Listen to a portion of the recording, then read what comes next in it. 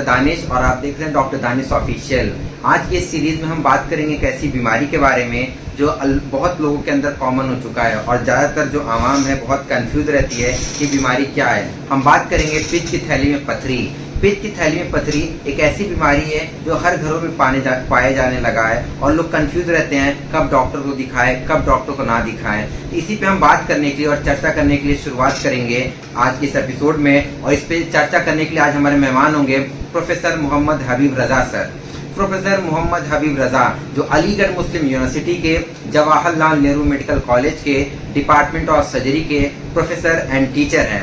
Sir यहाँ पे पिछले 1986 से टीचर के तौर और बतौर एक मशहूर कंसल्टेंट के तौर पर काम कर रहे हैं। प्रोफेसर मोहम्मद हबीब रजा की शुरुआती पढ़ाई रांची के मशहूर convent school bishop Westcott boys school से किया है, जहां पे उन्होंने क्लास 10th में अपना स्कूल टॉप किए हैं। उसके बाद सर ने 12th में पूरा अलीगढ़ मुस्लिम यूनिवर्सिटी टॉप किया। उसके बाद सर ने अलीगढ़ मुस्लिम यूनिवर्सिटी से MBBS MS की पढ़ाई की और उसके बाद इन्होंने एज अ टीचर यहाँ पे सेवा दे रहे हैं। उसके साथ साथ सर ने गुड़गांव के वर्ल्ड लैप्रोस्कोपिक सेंटर से fellowship in minimal access surgery भी की। उसके साथ साथ हाल ही में सर 2018 में सर को PhD के अवार्ड से भी सम्मानित किया गया है। बच्चों के बीच में बहुत ही अच्छी मशहूर चीज़ है कि सर को जब कम्युनिकेशन स्किल है और पढ़ाने का जो अंदाज है काफ़ी अच्छा है। सर को पढ़ाने में काफ़ी मज़ा आता है और बच्चे बहुत ही सेटिस्फाई होते हैं। सर के पास लगभग पिछले 36-37 साल का पढ़ाने का एक्सपीरियंस है और इसके साथ साथ ही सर बहुत से अवार्ड से भी सम्मानित किए गए हैं। जैसे सन 2007 में बनारस हिंदू यूनिवर्सिटी से सर को एक यंग आउटस्टैंडिंग सर्जिकल टीचर के अवार्ड से भी सम्मानित किया गया है। उसके बाद मेरठ में भी एक सर्जिकल टीचर अवार्ड से भी सम्मानित किया गया है और हाल ही में इसी साल इंटरनेशनल बेस्ट रिसर्च अवार्ड जो तमिलनाडु में एक प्रोग्राम हुआ था, इनको अवार्ड से सम्मानित किया गया है। सर के पिछले कई सालों में सर ने बहुत से सैकड़ों से ज़्यादा पब्लिकेशंस और वर्कशॉप, सेमिनार, कॉन्फ्रेंसेज, सर्जरी के बहुत से टॉपिक्स भी किए हैं जो इंटरनेट पर अवेलेबल है। सर के अंदर बहुत से बच्चों ने MBBS, MS, MD की डिग्री प्राप्त की है और सर के काफ़ी नाम है और बच्चे काफ़ी इनसे संतुष्ट रहते हैं। तो सर बहुत बहुत शुक्रिया हमारे प्रोग्राम में आने के लिए और अपना कीमती वक्त देने के लिए। और सर आपके ज़रिए मैं अपने आवाम को बताना चाहूँगा कि पित्त के थैली में जो पथरी होती है वो क्यों होता है, क्या लक्षण होते हैं, क्या कारण होते हैं और ज़्यादातर मरीज कंफ्यूज रहते हैं कि कब चीरा के द्वारा ऑपरेशन करवाया जाए या दूरबीन द्वारा ऑपरेशन करवाया जाए। इसी सिलसिले में जो मेरा पहला सवाल है आपसे, सर पित्त की थैली में पथरी का क्या मतलब है? बहुत बहुत शुक्रिया। अस्सलाम वालेकुम, आदाब एंड वेरी गुड आफ्टरनून। बहुत मुझे अच्छा लग रहा है कि हमारे यहाँ के शागिर्द और हमारा इंटरव्यू ले रहे हैं। तो ये एक जो आपका सवाल है वो कि पित्त की थैली से हम क्या समझें। एक्चुअली जो ऊपर वाले ने इंसान की बॉडी बनाई है उसमें बहुत सारे ऑर्गन्स ऐसे हैं जो बहुत ज़्यादा इम्पॉर्टेंट नहीं है, जैसे अपेंडिक्स, जैसे गॉल ब्लैडर भी उसका एक वो है। तो ये ऑर्गन्स भी अपना कुछ रोल प्ले करते हैं, लेकिन ये जीवन के लिए मैंडेटरी नहीं है, लेकिन इनसे बहुत सारे काम होते रहते हैं।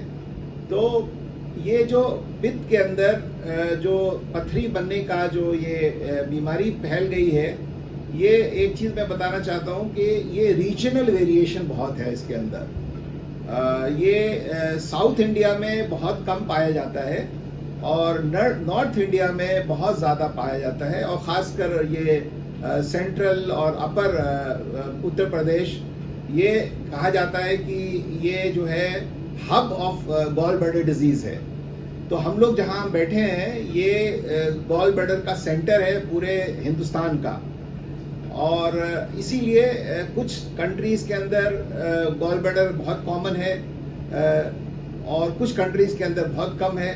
तो बहुत सारे फैक्टर्स इसमें प्ले करते हैं। एक तो ये कि डाइटरी फैक्टर, क्या खाते हैं आप और किस तरह से जो है वो आप तेल का इस्तेमाल करते हैं और किस तरह से आपकी लाइफ स्टाइल है, वो सब मैटर करती है। उसके अलावा फिर जो पथरी क्यों बनती है, ये सवाल आपका जब आगे आएगा तो मैं उसको बताऊंगा। लेकिन ये जो मैंने कहा कि जो कुछ ऑर्गन्स हैं बॉडी में जो कि इसेंशियल नहीं है, लेकिन उनके अंदर भी कुछ फंक्शंस हैं, तो उसमें गॉल ब्लैडर भी एक इसी तरह का ऑर्गन है जिसको अगर हम खो दें या जिसको हम निकाल दें तो जीवन शैली पे बहुत ज़्यादा असर नहीं पड़ता। जैसे अपेंडिक्स की बीमारी आप लोगों ने सुनी होगी, बहुत कॉमन है, और जब भी अपेंडिसाइटिस होती है तो सर्जन कहता है निकाल दो और उसे निकाल दिया जाता है। उसके बाद वो बच्चा या जो भी जवान है वो बाद में उसको उससे कोई परेशानी नहीं होती, पूरा जीवन उसका नॉर्मल गुजरता है। उसी तरह ऊपर वाले ने जो है गॉल ब्लैडर को भी एक इसी तरह का एक ऑर्गन बनाया है जिसकी अपने कुछ फंक्शंस तो हैं, लेकिन अगर वो गॉल ब्लैडर किसी वजह से निकाल दिया जाए, उसकी बीमारी की वजह से कुछ भी, तो ओवरऑल उस इंसान के ऊपर जीवन पे कोई असर खास नहीं पड़ता।